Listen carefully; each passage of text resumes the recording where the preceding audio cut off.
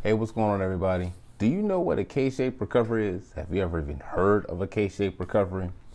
Well, spoiler alert, there will be winners and there will be losers. A lot more losers. What's going on, everybody? Veteran banker here, not just a banker, your banker. You may have heard of a K-shaped recovery in the news if you watch financial news.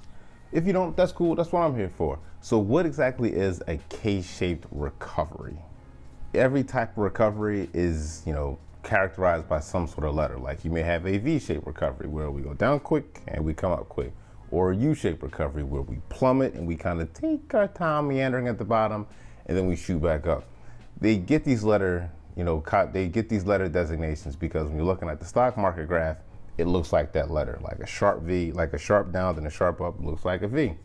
But a K one's a little different, and I'd never heard of a K before, full disclosure. So I'm willing to bet that y'all have never heard of a K1 before. And I thought, this might be the kind of thing that I want to talk to people about because that has some pretty deep implications going forward. So if you look at the letter K, it's like there's two lines. It splits in the middle. And that split is important. See, if you look at the stock market when it hit its bottom back in like late March, it's recovered all that since then. And that split within that K and that stock market recovery, they're important and they're directly tied to each other. So the stock market is way up, and yet somehow a lot of people are still struggling. So the economy is so bad, and there's people who don't have money, who are getting evicted, losing cars, lost jobs, and can't afford to feed their families. Why is the market way back up? Well, that's where the whole winners and losers things come in. Yeah. So if you think about your hourly employees or your friends who work in the service industry, odds are that they're not doing too well. By and large, they're struggling. Unemployment's at double digits, and a large chunk of this country is not doing well at all. But the stock market is up, and billionaires have made money, lots of money, like billions and billions of dollars, because they're billionaires. If you've seen articles about billionaires getting richer and richer, it's because there are. And you've probably seen articles about irregular everyday people becoming more and more poor and struggling, and it just getting worse and worse for them. This is where that split in that K comes in, because I should say split.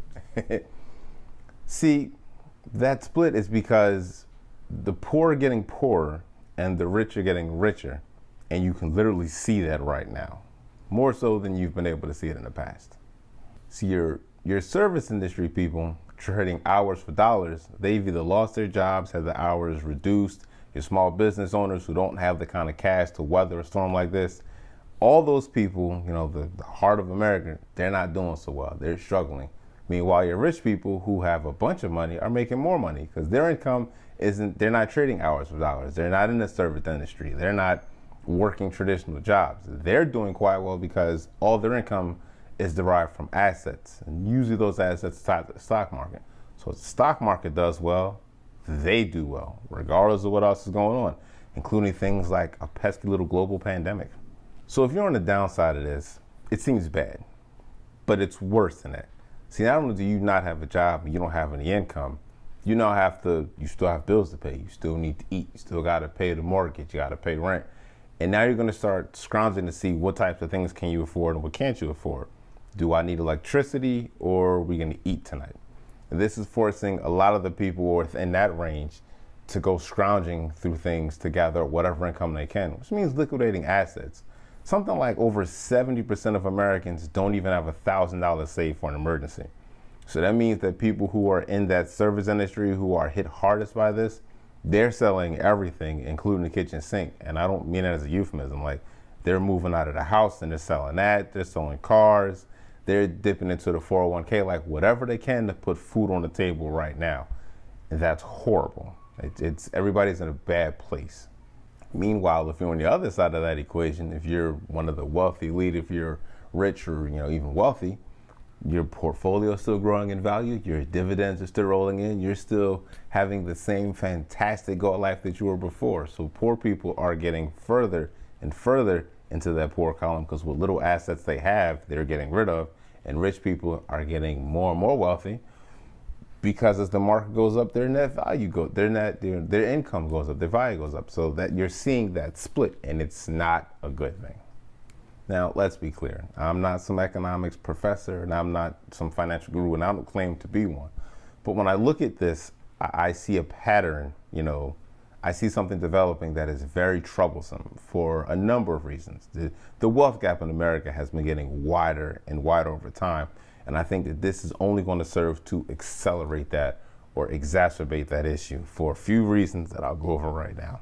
First off, rich people are only getting richer. Not only are they not losing money in all this because the market is going on, they have access to cheap capital, which means that when opportunities arise, they'll be able to snatch them up. That house that, John and Jane Smith had to sell because they lost their jobs, rich guy or his capital, his asset management firm is going to buy that for pennies on the dollar because they had to sell it for whatever they could get for it. Now, those who couldn't sell their homes and they just get put out on the street, foreclosed homes are a fantastic investment opportunity because you can pick up property for sometimes pennies on a dollar and make a huge profit off of it. People who are in the real estate, they're going to be poised in a really good place to make a whole lot of money when things kind of turn around because interest rates are low and they're going to have access to lots of money at really cheap rates.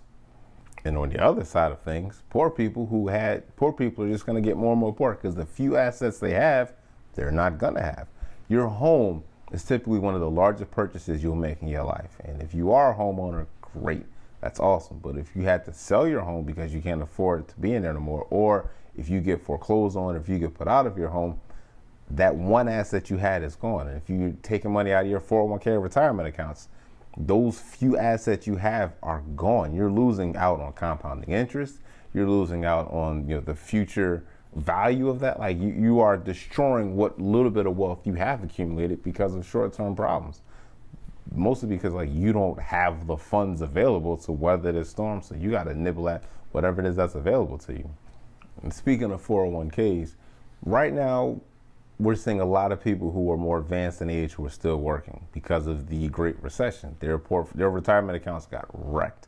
And because of that, they're still working. Now, I predict that something like this is going to continue forward because you're going to have a whole group of people that right now are taking money out of their 401k just to live. But they're not going to have that money to put back. It's not like when this is all over, if they took out 10, 20 grand, they'll have 10, 20 grand to just put back. So now you have that money that you took out to eat and live right now, but that money's not growing. It's not developing. Your assets are not, increasing. So when it comes time for retirement, you're going to have significant shortfalls depending upon your age or where you are in life. So, all right, Larry, you told me what a K-shaped recovery is. And if I'm not part of that top, 1% of that billionaires club, it might suck for me right now. So what can I do? I can't tell you what specifically to do, but my advice to people is to find ways to generate an income where you're not trading hours for dollars. Now is a fantastic time for you to figure out or sit down at the kitchen table or wherever you are with a notepad and think, all right, what am I good at? What do I know that no one else knows? How can I monetize whatever knowledge, information, or experience I have so that I can generate an income so that it's not directly tied to something. It's me going to work every day. For instance, if you know how to play the piano, maybe you're giving out piano lessons. If you have a car, maybe you're delivering for Uber Eats. Maybe you know a lot about a specific topic and you can teach people on there's different platforms and things. If you're looking at this video, you have access to the internet and the world.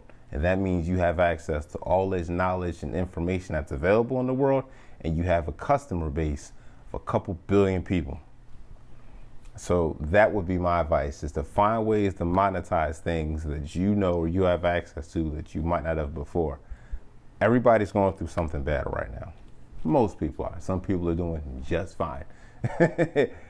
But this is the opportunity for you to use this as the genesis of something larger. If you want to start a business, think about a business idea, something that would be COVID-proof or something that, would withstand a storm like this. I don't claim to have all the answers, but I can provide information, and I like to think that I do so in a meaningful way, in plain English, that everybody can get, absorb, and it's relatable regardless of where you are, age or education-wise. But that's me, man. I'm Larry. I'm a veteran banker. I've been in the financial industry for longer than I care to admit, and I'm just here trying to help people. If you found the video helpful, leave me a like. If you like me or what I'm doing, subscribe, because there will be more, because I plan to continue to do this as long as I can. You got questions, comments, concerns, shoot me, leave them in the comments below. Or if you have an idea, put it down in the comments. We're curious to see what kind of things you guys come up with as far as like ways to generate an income or, small business ideas. I'm just curious about them. I want to see what everybody comes up with. All right, man, I'm Larry. Y'all take it easy.